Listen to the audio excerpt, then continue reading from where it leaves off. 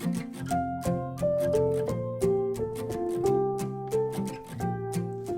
Year 6 and welcome to today's reading lesson. Now, one more week of reading until we actually get to do it in class together with your own books of wonder. Gonna be exciting. Anyway, big events today, okay? Well, a big change in events. So your task, we've got a few questions to do and then you're gonna be thinking about vocabulary and things. So, easiest way to do this is let's get into the text.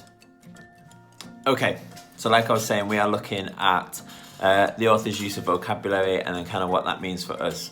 However, big change in the story today. So this is what we are met with on the next page.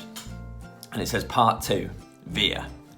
Far above the world, planet Earth is blue. And there's nothing that I can do.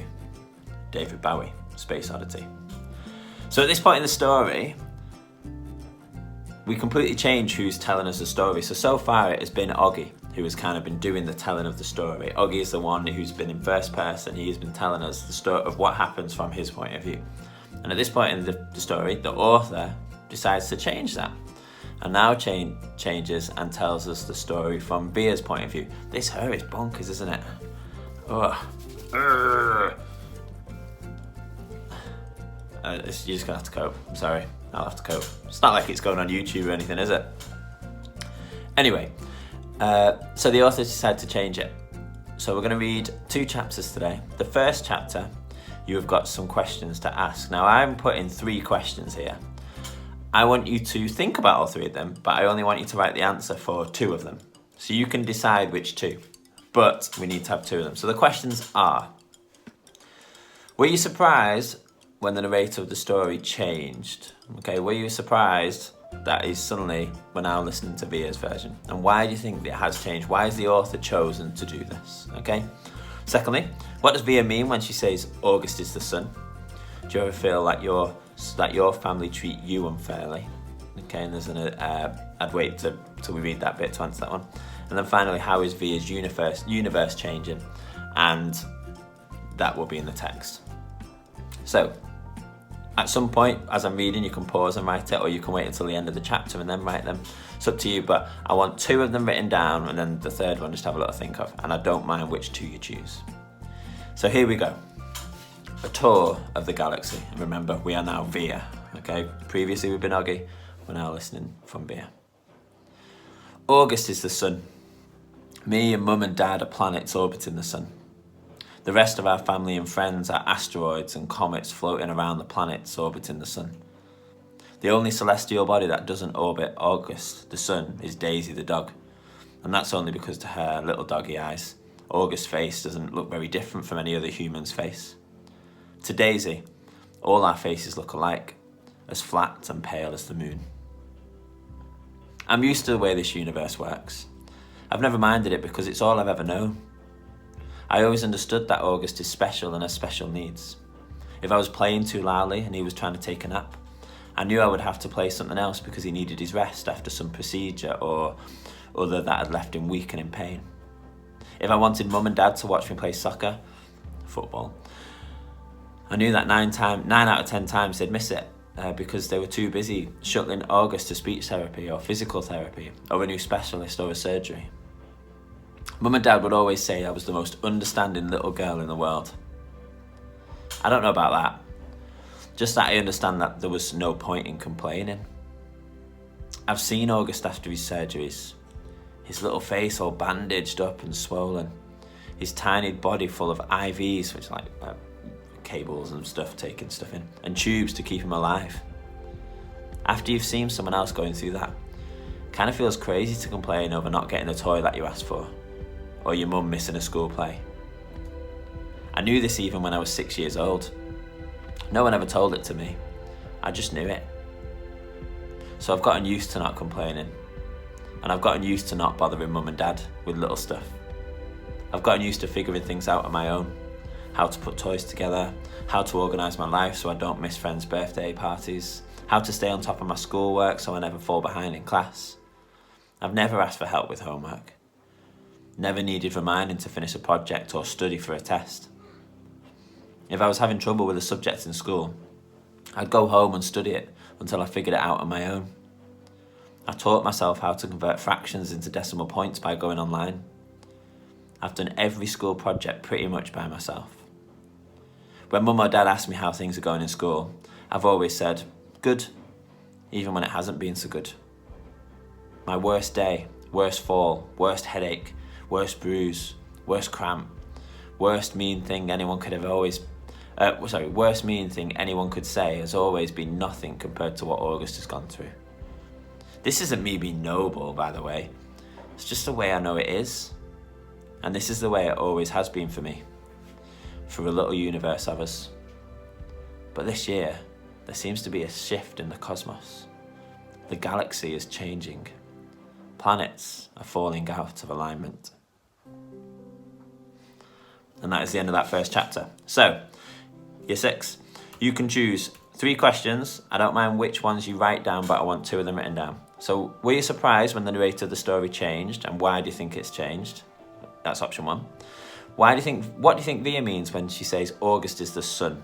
Do you ever feel like your family treat you unfairly? So that's right at the beginning of the chapter. And then she says here at the end, there seems to be a shift in the cosmos. The galaxy is changing. Planets are falling out of alignment. What does she mean? How is Via's universe changing? So yeah, I would suggest pausing here if you've not already answered those questions and answer them now. Okay, let's go on to the next chapter. Now, as we read this next chapter, you don't need to worry about any questions. I'll explain what you have to do at the end of it. And the chapter is called Before August.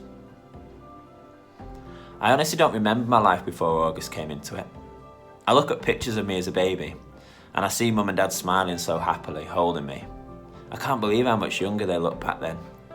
Dad was this hipster dude, and Mum was this cute Petrolian fashionista. There's one shot of me at my 3rd birthday. Dad's right behind me while Mum's holding the cake with 3 lit candles. And in the back of us are Tato and Papa, Grans, Uncle Ben, Aunt Kate and Uncle Poe. Everyone's looking at me and I'm looking at the cake. You can see in that picture how I really was the first child, first grandchild, first niece. I don't remember what it felt like, of course, but I can see it as plain as can be in the pictures. I don't remember the day they brought August home from the hospital. I don't remember what I said or did or felt when I saw him for the first time, though everyone has a story about it.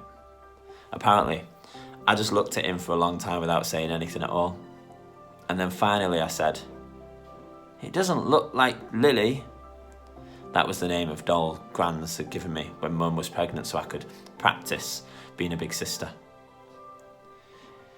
It was one of those dolls that was incredibly lifelike, and I had carried it everywhere for months, changing its diaper, nappy, feeding it.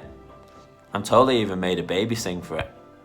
The story goes that after my initial reaction to August, it only took me a few minutes, according to Grans, or a few days, according to Mum, before I was all over him, kissing him, cuddling him, baby talking to him.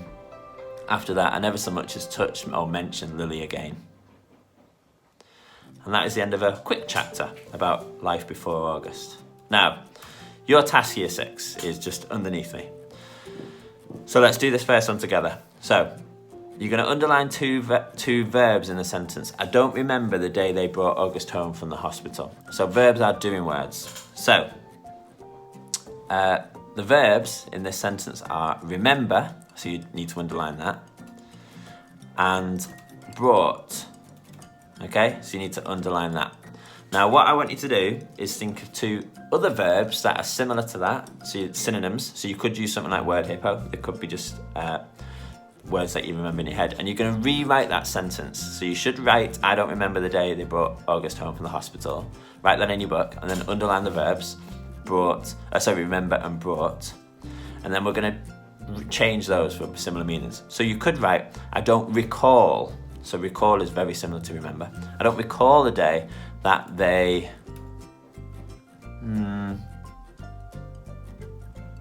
brought. Let's have it use word hippo. Just having a quick look on my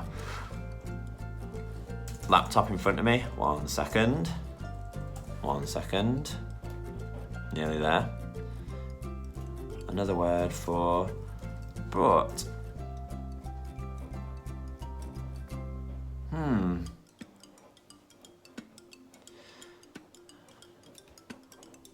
none of those really fit. So you might have to change like the phrase a little bit. So I don't recall the day that August arrived home from the hospital. Similar meaning, but I've changed it slightly. So once you've done that one, I want you to choose at least another 3 sentences, and you could use them from the text, which is just here. But I want you to change the verbs, okay? So any verbs in it, I want you to change for similar meanings, and I want you to do it for at least 3. So when you're handing your work today, what I should see is 2 answers from the previous chapter, and then this sentence, I don't remember the day they brought August home, with a similar one underneath it, and then 3 other sentences written from the text with a similar, and then written again, but changed verbs. And that year 6 is today's reading task, okay? So this video has been like 11 minutes. You've got another 10-15 minutes work to do there to get us to this half an hour lesson. Okay, year 6, I will see you in the next reading lesson. Goodbye.